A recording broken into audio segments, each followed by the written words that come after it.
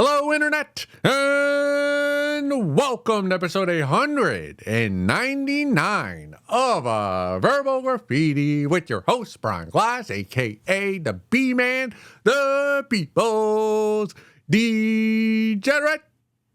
Can you believe it? We are at episode 199, number 99. Aaron Judge, three-time American League MVP, only the fourth New York Yankee to do that. This is not 99, this is 199, but you understand the closeness of the two numbers. Okay, enough about numbers. Christmas Eve, a couple weeks ago, I was at my eldest sister's house, very, very old. She's in her 50s. I have three older sisters and an older brother. That's right, the B-Man. I am the youngest. I am the cutest. I am the most charming. I am weird. I'm probably, without a doubt, the B-Man. I am the weirdest of all five of us.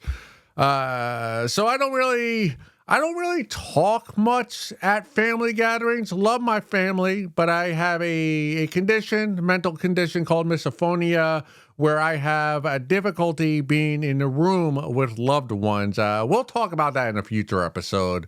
So with that condition and with my weirdness, I bounce around from room to room, and thankfully my eldest sister and her husband are very successful. They have three kids of their own, and my brother has two kids. But my oldest sister, she has a big suburban household. It's not massive, but there's space in this house, especially the first floor. There's several rooms. It's not open. It's not a newer open floor plan. There's segregated rooms, a dining room, kitchen, a living room, family room, all on the first floor, which allows me to bounce from room to room, not bounce, but walk between rooms. And as a comedian, as an observer, that's what I did. I kind of observed my family, observed the conversations, eavesdropped, a comment here or there I would make to make myself present, known. But more than anything, I was observing the festivities, the conversations, what was happening, what was not happening. And like probably many of your families, when you get together with your families, if you're fortunate enough to have one of those, you notice that people will self-segregate. The aunts and the uncles and the older people, they'll be in one room or one area talking, and then the kids, or in my family's instance, we don't really have kids anymore, but adults, but young adults, all college age students, but post-college, they kind of congregate in their own area. So on Christmas Eve, it really came into light, this thought I've been having, and this is not a unique thought to the B-Man. It's kind of what we've all been thinking about, artificial intelligence, technology, what is the future? We are all addicted to our technology. Most of us are. Let's say, I don't need to put a percentage on it, but so much so that when somebody deletes all their social media or is not on any social media or the internet, they need to let you know they're not on social media or the internet. That's how prominent technology is today. So I've been thinking about the last month or so, or maybe even years now, but really been really trying to delve deeply into this fact that the internet and real life are morphing together. Like this phone I have right here, I can't leave my house without it. We all know that most of us can't even go to the bathroom. You can't even go to a restroom without having your phone on you. It needs to be on you at all times. If you lose the internet, you freak the fuck out, as do I. When the power is out, I don't know what to do. I light a candle. I just start banging my head against a wall. Like, I literally have nothing. I don't know what to do without power, without the internet. Like, I cease to be human. I cease to be an organism. I don't know how to survive. I'm not a nature guy. But we're all like that. And it really is a point with, like at some point, there's going to be a neural chip that we could put in our head. And there's going to be a generation in the future, if we don't blow ourselves up with a nuclear weapon, where you're not going to be able to decipher between real life and AI, like internet, technology life, because it's going to be one. And a few generations from that in the future, we might forget what real life is, because it will be how we view the Middle Ages. It's like you might know it existed, but you'll never really know what it was like to live without electricity or without the internet or without your phone. Like, the phone is really, it's kind of third iteration of technology. And the more I ponder it, I'm reading this book on Richard Nixon, The Life of Richard Nixon, which I've mentioned a lot the last few episodes, because I'm enjoying the biography that is.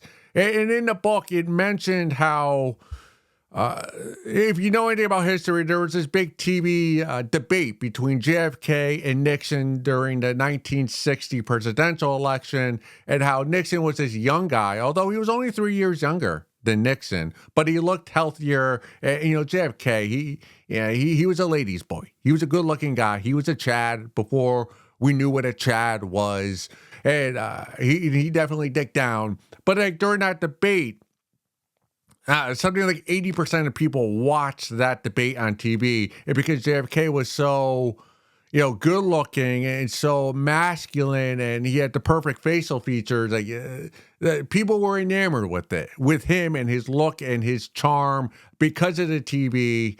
And many people think he won that election, JFK that is, because of the TV. That was really the first TV presidential election in U.S. history. And in the book, it had mentioned that I think when the TV came out, whatever year that was, I think like when FDR became president, whatever year that was, maybe 1932, 11% of American households had a television. By 1960, during the Nixon JFK election, 88% of people had a television. So within about a 30-year period, less than that, almost all of America had a TV and actually watched TV. Like that's what Americans did when they came home in 1960. They worked during the day. If you're lucky enough to have a day job, you came home, you watched TV with your family, right? There was a radio, and then there was a TV. And this, for whatever reason, Americans are not Americans, but humans, our minds, we like screens. When there's things on the screen, moving objects, we look at the screen more so than we do nature. And then, we had a computer, was the second iteration. And then you had the phone, which is the third iteration. So we always have that technology with us. And it's all going back to Christmas Eve at my eldest sister's house. While all those oldies, has-beens, never was, were in one room, the living room, talking and conversing. And we were in one room, all the adults, and we were a lot of us had our phones on us, but we were able to look each other in the eye, keep a conversation going while also looking at our phones. But then in the other room, the family room, with all the kids who are not really kids, but the nieces and nephews, the cousins who were all in their late teens, early 20s, were all on their phones. But they weren't communicating to each other. They were there in my sister's house celebrating Christmas Eve, but they were not present.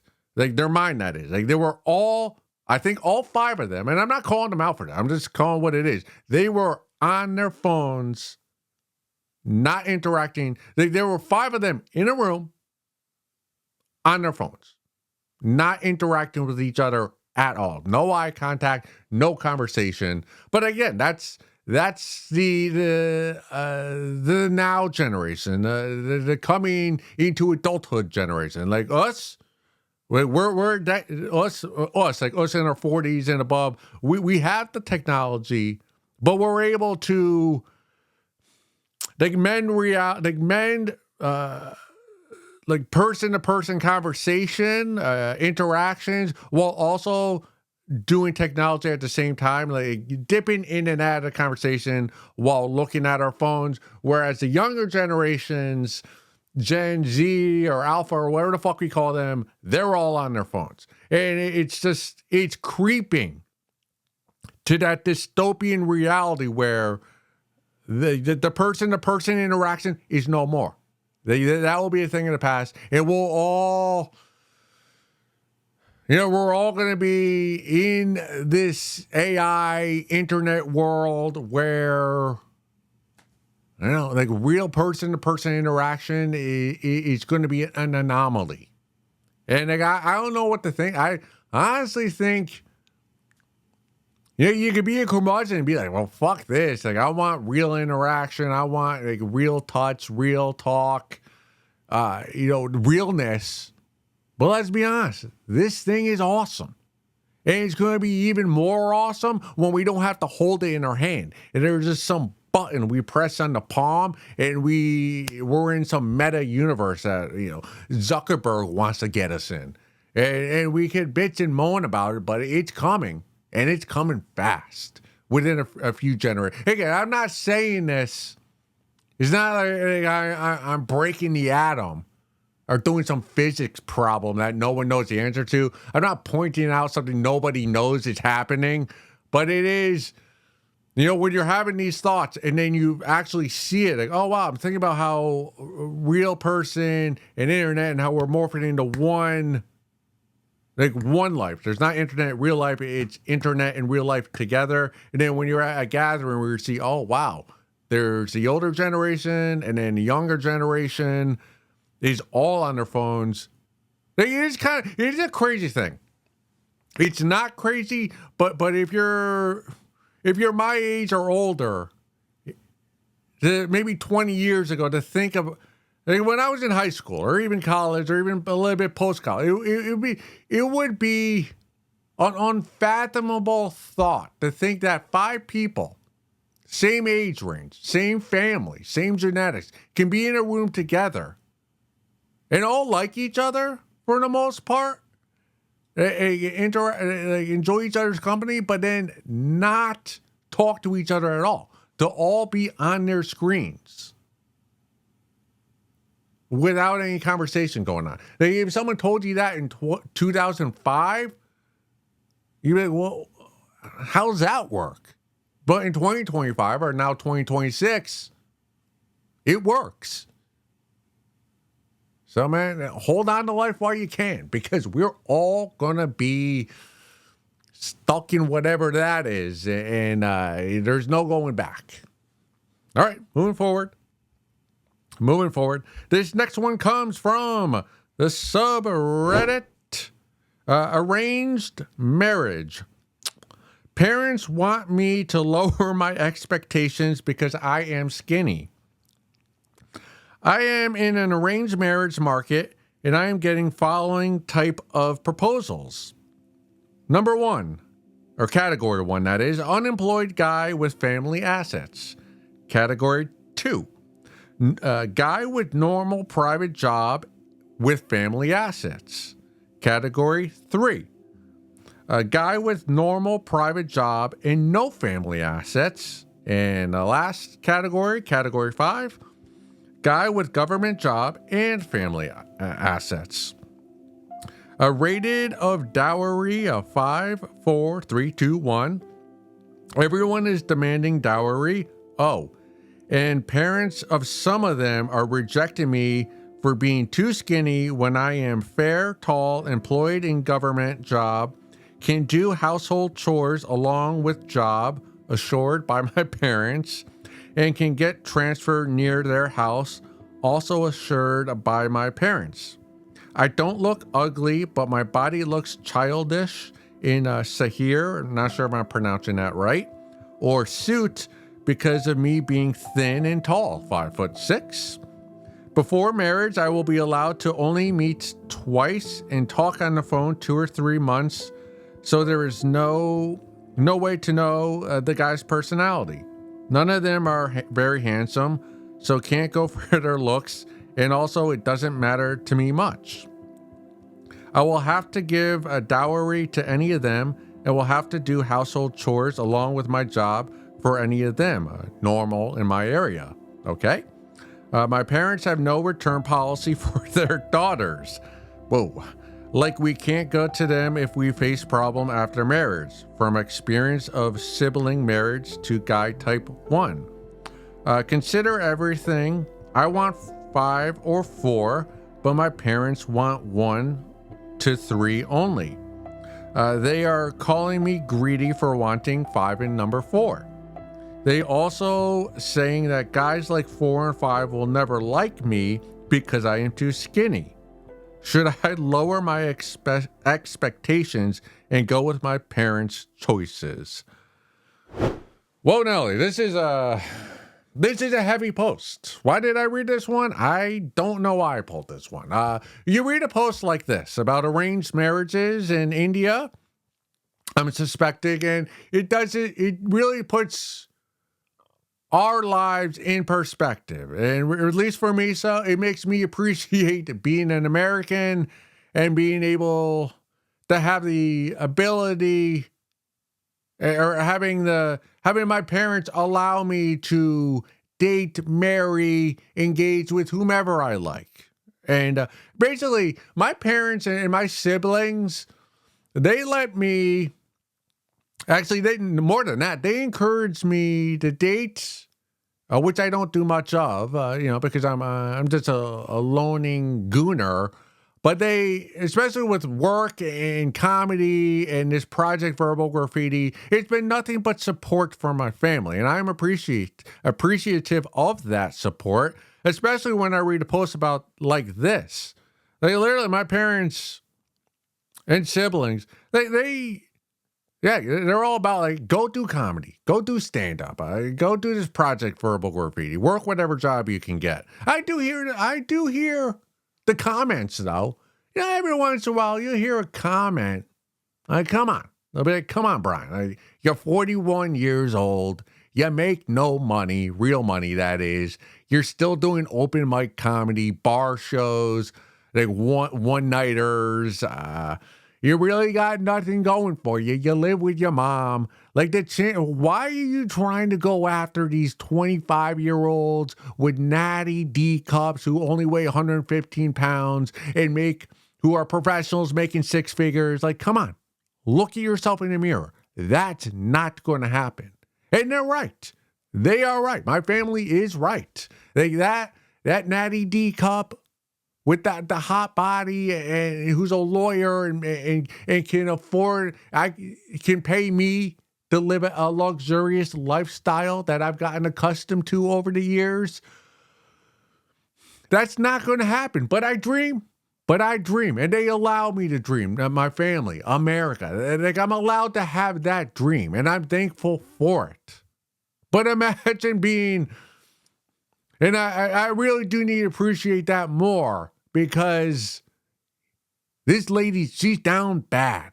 She's down bad. Like, if I was your parents, honestly, your Indian parents, I would try to get you a work visa in the U.S. of A. Because your parents think you're ugly. And maybe even you think you're ugly. But your ugliness in India, in India, you'd be beautiful here in America, because here in America, the babes, 80% of the babes in America, and that's not hyperbolical. Learn how to speak, B-man. Like, 80% of the babes here are overweight, as are the men. We're overweight. We're slobs. We could barely fit in our sedans. That's why everyone drives an SUV and a pickup truck. But so just the mere fact that you're skinny, that you'd be able to get a guy from any 5 of these categories that you listed, and they wouldn't have to provide a dowry for you. You'd have guys fighting over you. Oh, you're 5'6" and you're skinny, and and you do chores and you don't think highly of yourself. You're the woman, you're the babe every single guy in America wants to be with. So like, if I was your parent, that's what I would try to do for you. Try to get you to America. But again, that's not an option for you. You're stuck in India where you're considered ugly because you're too skinny, which is a shame. Now, as to the options, like where should you go? What option should you choose? Well, the B-Man's here to tell you you're all wrong. You are all wrong. You're wrong, and your parents are wrong. Option 1, 3, 4, 5 are not what you want. Since they're all like, my original thought was, well, go for the guy who's unemployed, who has family assets. That way, if you're attracted to him, since he's unemployed, he has all the time in the world to dick you down, to rearrange your insides, to give you the gasm. But since they're all ugly themselves, you probably don't want that. So I'd say go for number 2. Number 2, Derek Jeter, respect. That is the option. You want somebody with a private sector job and family assets. That way, you're guaranteed to have money the rest of your life. Because if he has family assets, he's in the private sector, which probably means he's going to get promotions and make more money than he would if he was in the government. So that way, even though you're in a shitty situation, you'll always have money. And maybe, if you have offspring with this guy and you have a daughter, maybe you could parlay that money that you and your husband have and his family has to send your daughter to America, where she can actually choose a guy that she fancies, that she loves, Disney style too. That's my choice. Again, tough situation. All right, those must have been some tough dinners you had with your parents and your siblings. You're around the table and your father is just chastising you. No, you're ugly. You're too skinny. None of the boys in this town are going to want you. We gotta, just your self-esteem must be just in tatters right now. You know, like crumpled up paper. I have sympathy for you. I can't do anything for you, but I do sympathize for you and all the babes in your situation. It's just tough, man.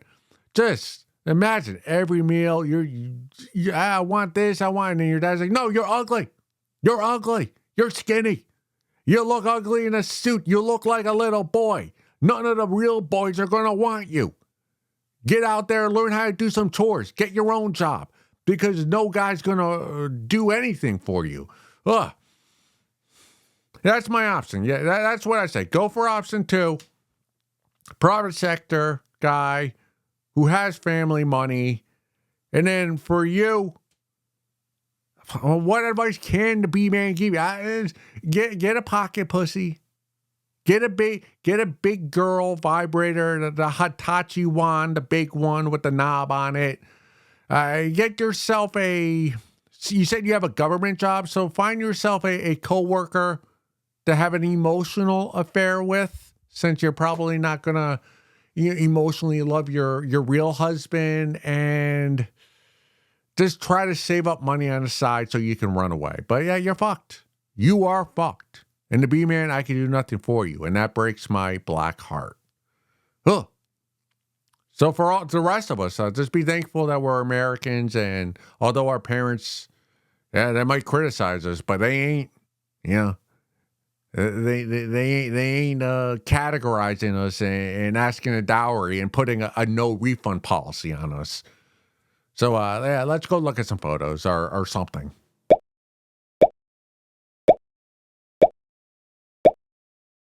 If you will allow me to do so, and you have to. because this is my project, Verbal Graffiti, and I will say whatever the F I want. So I'm going to say this. But please allow me to do so. And don't turn the channel or turn me off. I just want to say a sincere thank you to James, the owner of a Dangles Bar and Grill in downtown New Haven, Connecticut. He closed up his shop. The restaurant is gone out of business.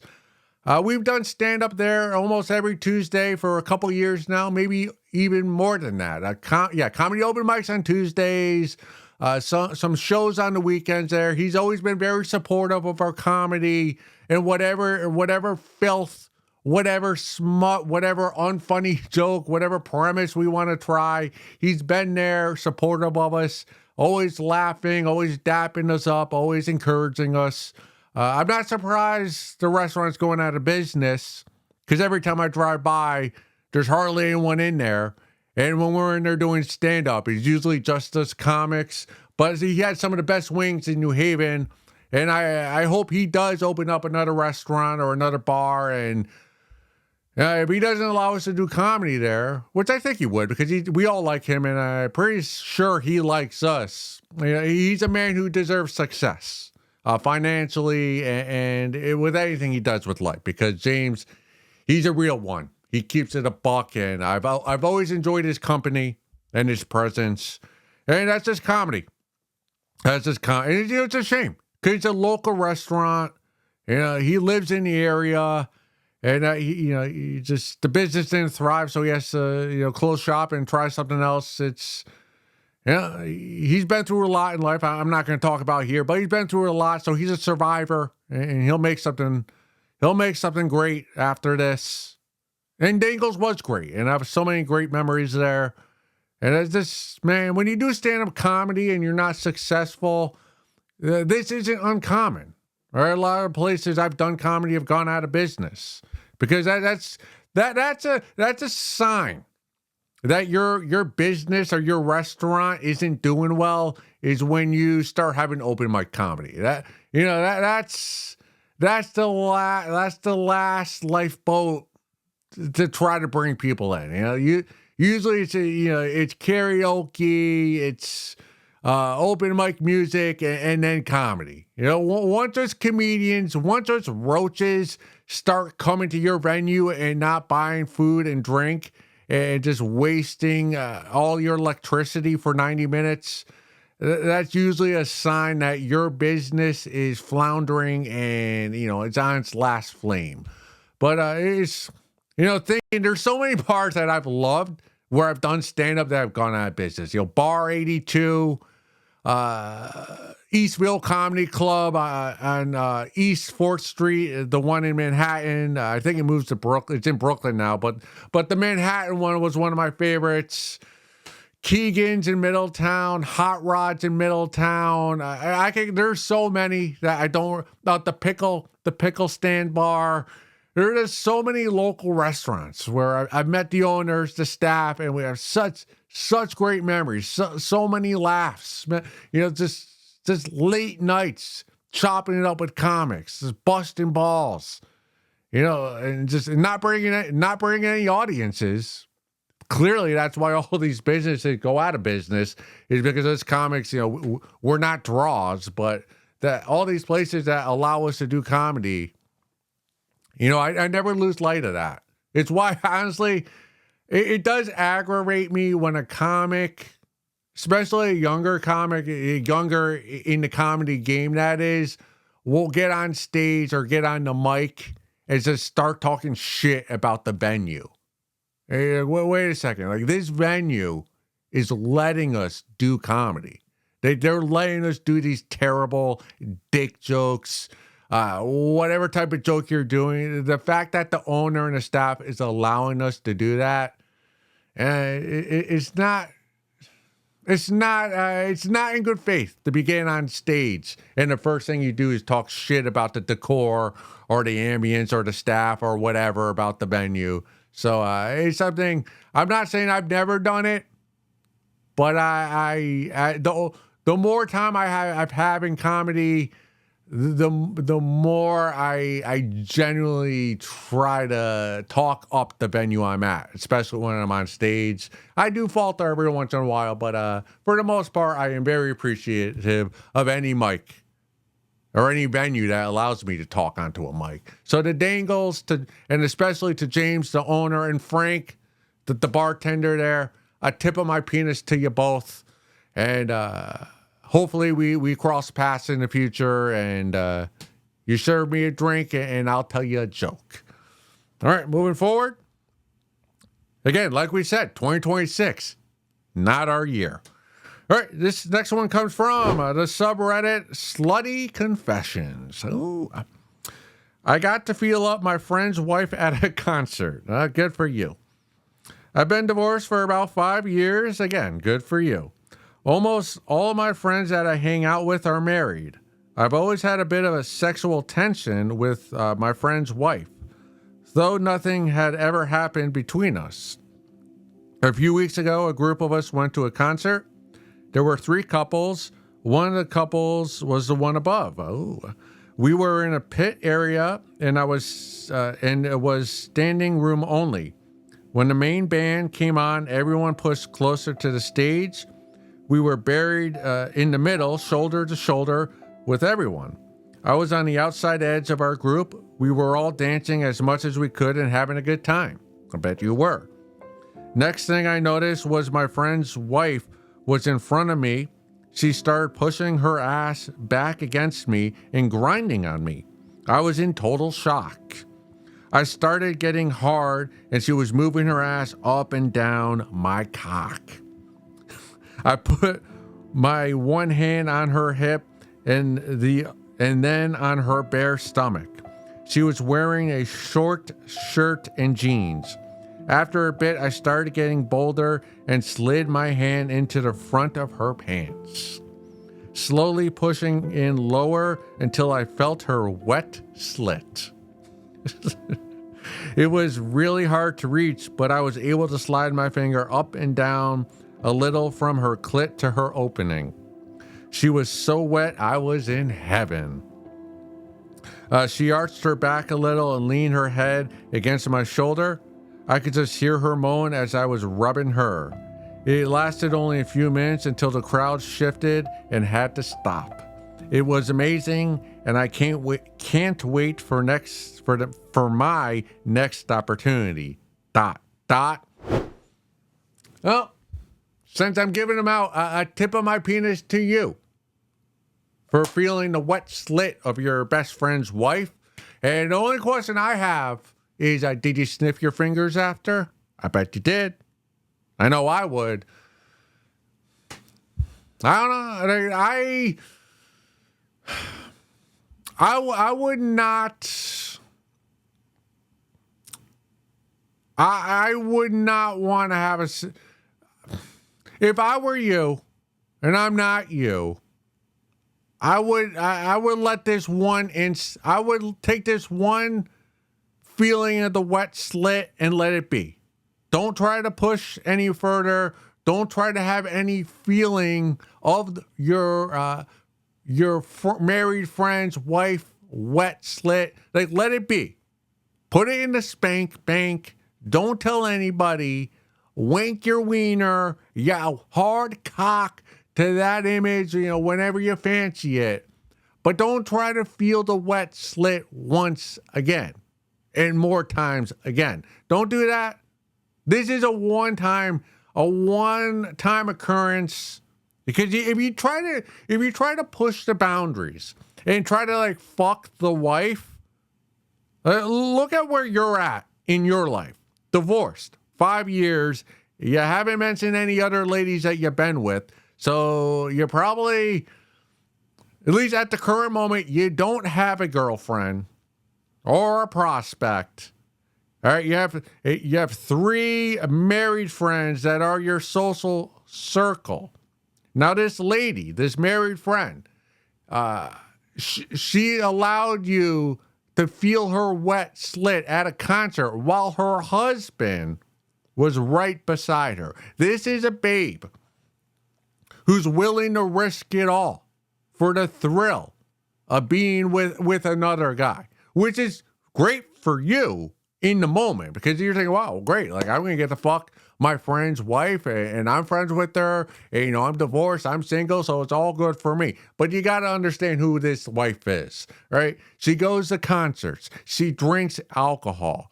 When you put those, she's willing to get fueled up while her husband is right next to her. Chances are, if you and her fuck, which is your intention, she's probably going to spill the tea to one of the other wives in the social group. And if not one of those wives, one of her other girlfriends that you're not friends with. But somehow this information is going to be disclosed to the friend group.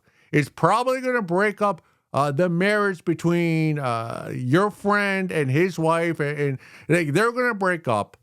But worse than that is the three married friends are going to excommunicate you from the friend group. And you're going to have nobody, right? You're divorced and your three married group friends, they're going to want nothing to do with you. And if there's one thing I've learned, or one of the many things I've learned since starting this project, Verbal Graffiti, and reading a bunch of Reddit posts, is that a lot of adults don't know how to make friends.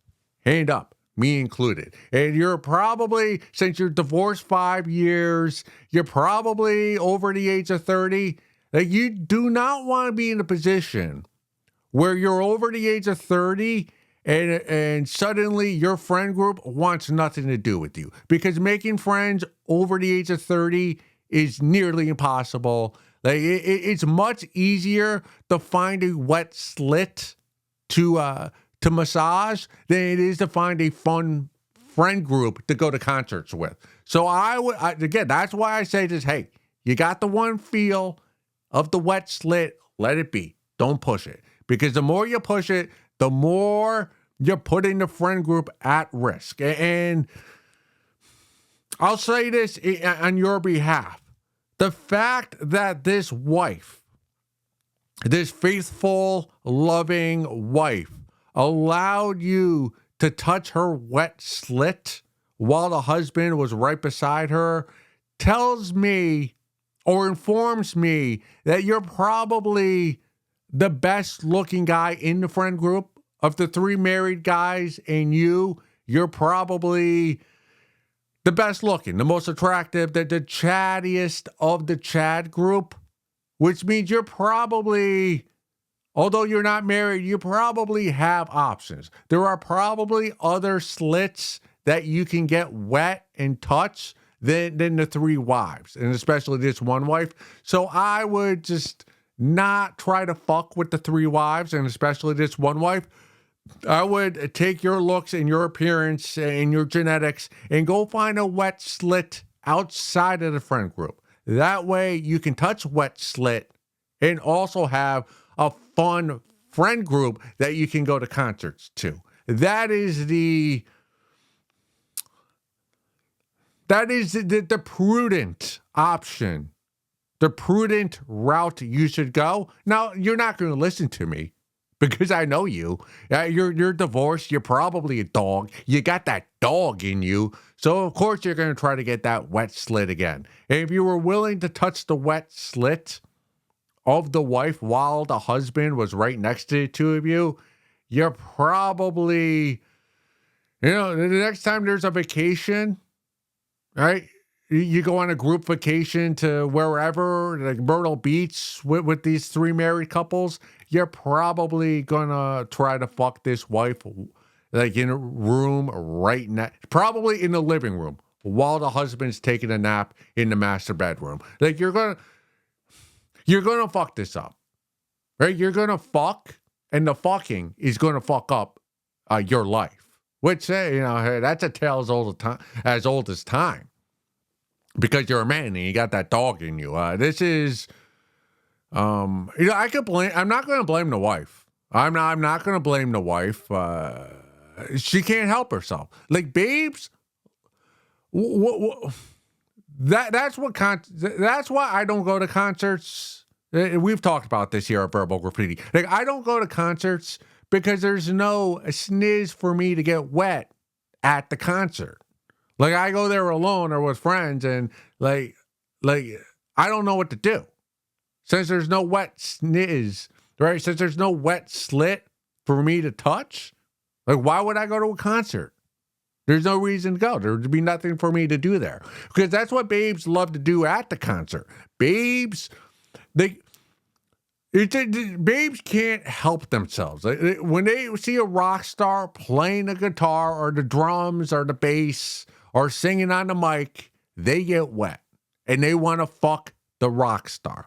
But when they can't fuck the rock star, they'll take the next best thing, which is listening to the rock star play music in front of them while letting another John touch their wet slit. And you did this. Honestly, I'll tell you right now. The first wet slit the B-Man touched was at a concert when I was a senior in high school, or maybe it was like the summer after I graduated. I was at the Meadows, Hartford, Connecticut. The band may have been B-Man. What was the band? I think it was Dave Matthews Band or maybe OAR. Is one of those types of bands. It's an amphitheater, so there's seats, and then there's lawn, and of course we're cheap fucks, so we were in the lawn, and we were drinking, tailgating, and we had a big group, like all of us kids in the same high school. We went to the concert together. We tailgated for hours. You know, the beer bongs. We were walking around the parking lot, making friends, doing beer funnels. I think we were drinking like wine coolers. We were Jello shots. We were doing it all. You know, we were making grilled cheese in the parking lot. So we go in, and I met this babe who's wearing a skirt, and I was pissed drunk, and I'm pretty sure she was drunk or she was on some type of hallucinogen drug. I don't know. I didn't test her, but like, we were on the lawn dancing, and that same thing. Right, I put my hand down her skirt, started fingering her. We got on the ground. I pulled her panties off, and I started like finger popping her right in front of everybody. And then there was an elderly married couple who started yelling at us, like, "No, you're not going to do this. You are not going to do this right here," because they had their kid with them. I don't know why they brought a kid to the concert. Yeah, so basically the B-Man, high school B-Man, I was finger popping this stranger that I had just met, and there was there in front of like thousands of people. And then there was a married couple with their kid who kind of put the kibosh on it. So we got up, and I remember like we were still dancing, and she's like, "Do you have my panties?" And I did. Like I wanted to save them, but I gave them back to her, and she put them back on. So that was the first first wet slit the B-Man touched was summer after high school at a concert venue called the Meadows in Hartford, Connecticut. That's romance for you. That is love. But again, that goes to show you, women, the babes, they get wet when they're at the concert because once they hear that guitar going, it's on.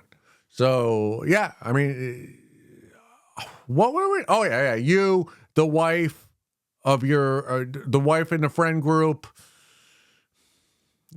You're gonna fuck it up. Like you're just let it be. Like the Beatles said, let it be, and leave it there. Leave it there. You're really gonna go after this. You're really gonna commit isn't it the 10 Commandments, right? Thou shalt not commit adultery or fancy your neighbor's wife. You're literally doing this. You're breaking one of the 10 Commandments. And your penalty for it is you're going to be alone in purgatory.